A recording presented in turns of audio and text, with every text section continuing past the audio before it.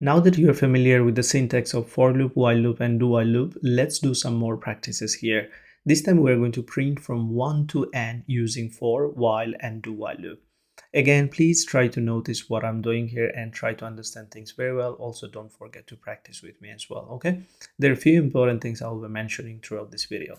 So let's start. First of all, we are going to run from 1 to n. That means I need the end number from the user. So let's declare a few variable here. Let's say starting point and then ending point. So starting point is basically from where I want to start the iteration and for how long I want to run the iteration. That's why I have the variable end here. Okay. So then I can ask the user for giving me the end point, because n is not like fixed, so the user can give any value. But for now, let's do one thing here. I'm going to assign some value like this. Let's say from 1 to 10. I want to run this program, okay? So let's create a for loop real quick, and we know how to create for loop. Inside the for loop, we're going to have three important parts. So the first one is going to be from where we want to start. So for that, I can create a variable here for the iteration. Let's say I here. So we'll start from 1, and then we want to run it until 10. So that's why I'm going to say less than equal and. We are not saying 10, we are saying and, because and has the value of the last number until that we want to run. And then we are going to increment every time by 1, because first we'll start from 1, then we want to count 2, then we want to count 3, and that's why we're going to say like we will run it to 10 times, okay? And now we want to print that value of iteration, and that's why I can say here, let's say the value of I, that's what I want to print, and then I'm going to print with a new line here, okay? That should be all for now. Again, we can get rid of the starting point ads we're not going to use right now, but of course very soon we will be introducing that as well.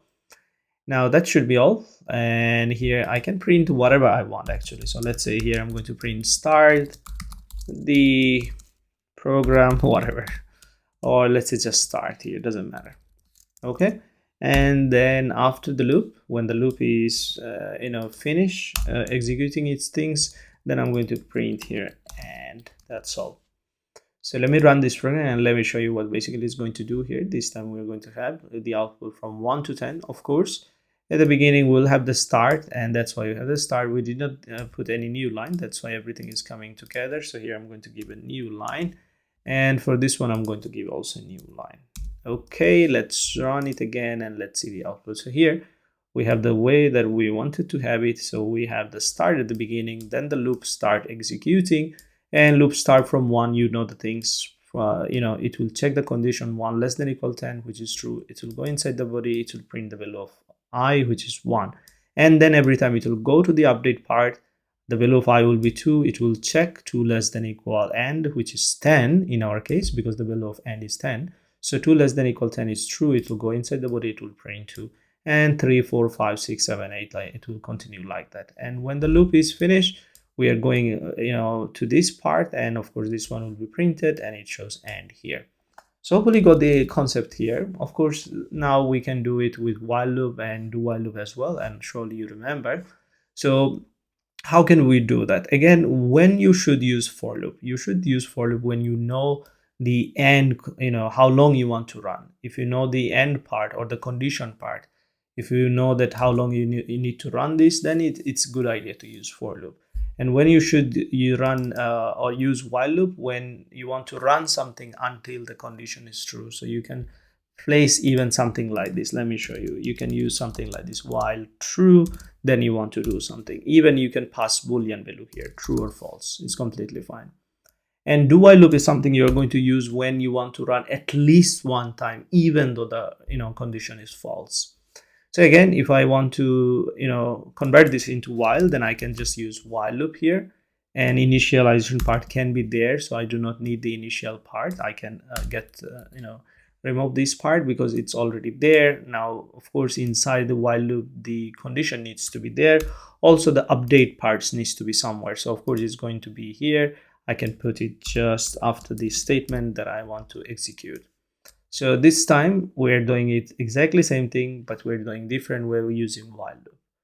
Now what about if I want to run this using do while loop? Surely you know that. So I will cut it from here, and here I'm going to use do, So I want to do this, and while this condition is true. And here, most important things, do not forget, many people forget at the beginning, is the semicolon after the while. So you need to use semicolon after the while. So this is somehow something you should remember. Now, most of the time from now on, I'll be using for loop. Whenever I need to use while loop, I'll be using while loop as well. So let's continue. Here, I want to do a few more things. I want to get back to the for loop. Let me just go back to the for loop again. All right.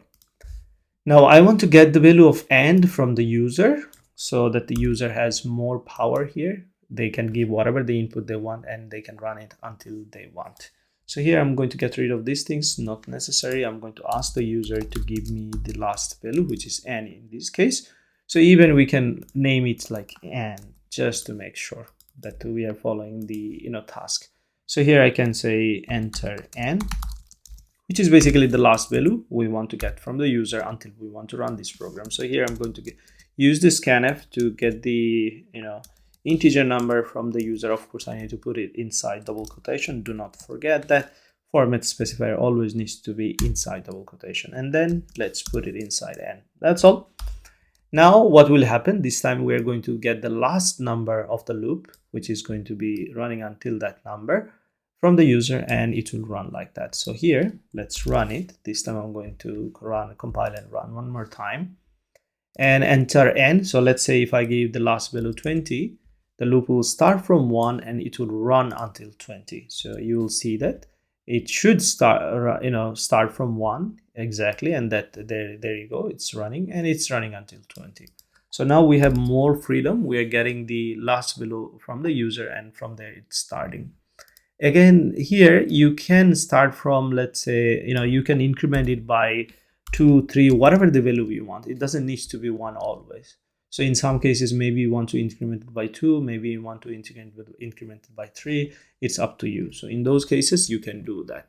So here, let's say if I compile and run again, let's see what's going to happen. Let's see if I give the value 10.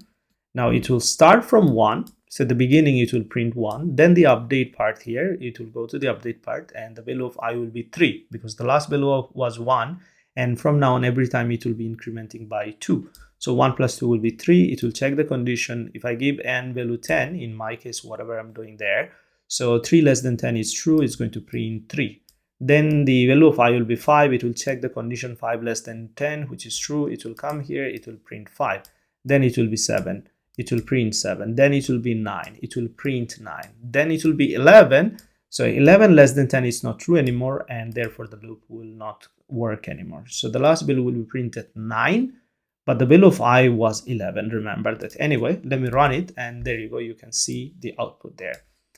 And you can do whatever you want here. It's up to you. Again, the variable doesn't need to be I always. You can use, let's say, count here for an instance, just to show you that you can go with whatever the variable name you want. So here I'm going to put count, and then count, and here count, and then there count, and finally this one is going to be count. So you can run this program and it's going to work exactly as you expected. And there, let's see, if I give 10, it will say count 1, 3, 5, 7, 9. You can see that. Okay, so hopefully you got the concept here. Now let's say you want to get the starting point from the user as well. So you want to run, let's say somebody can say, I want to run it from 5 to 20. Another person can say, I want to run it 10 to 80. So I'm giving now more independence to the user. So this time we're going to get the starting point and also the ending point from the user. Let's do that. So let's say enter starting number, and we'll get that starting number inside the variable called start. And then I can copy and paste this one real quick. This time we'll get the ending number, and let's get to that value inside the ending variable. And here we will start the starting number, but again, for the loop, we should have a variable for the iteration. So here I'm going to declare the value I. So at the beginning, the starting number we are getting from the user, I less than, of course, the iteration will run until the end point. And every time we want to update it by maybe 1 or 2, whatever, we can just define that here for now. Let's say every time we'll be updating by 1. And the value, of course, so let's say if somebody is giving the starting value is 5 and they are giving the ending value is 10. So that means the first value of I will be 5 and it will run until 10. every time we are incrementing by 1. So the first value of I will be 5, and if you want to print that, we can do that. Let's do that here. And now we can run it and check it. So let's compile and run it again. So enter the starting. Let me just clear a bit before even running so that you can see things well. Here I'm going to run again. Starting point number, let's say here, let me just make it a little bit bigger so that you can see well. All right, let's run it again. Starting number, let's say 10, ending number 20. So this should run from 10, 20, and there you go. It is running from 10 to 20, as you can see. So hopefully you got the idea how to take user input and how to run the loop as long as you want from the starting to the ending. Now there's one more thing I want to mention here. You can do few more things here actually. We can run the program. We can count it from higher number to the lower number. So let's say from 100 to 1. So you can do that as well. For instance, the starting number can be big number, and we can do that. Let me show you. Let's say starting number is 100, ending number is 1. Even we do not need to go to that part. I will keep it simple. I want to show you how can you use decrement here. So let's say you can start from 10. You can go until 1, and every time you can decrement by 1. This time, of course, the logic of this conditional part has to be on the other way. So you are running here. Let me define the variable integer. And also one more thing, you can declare the data type here as well if you do not want to declare it outside. So here is the initialization part. The value of I is 10.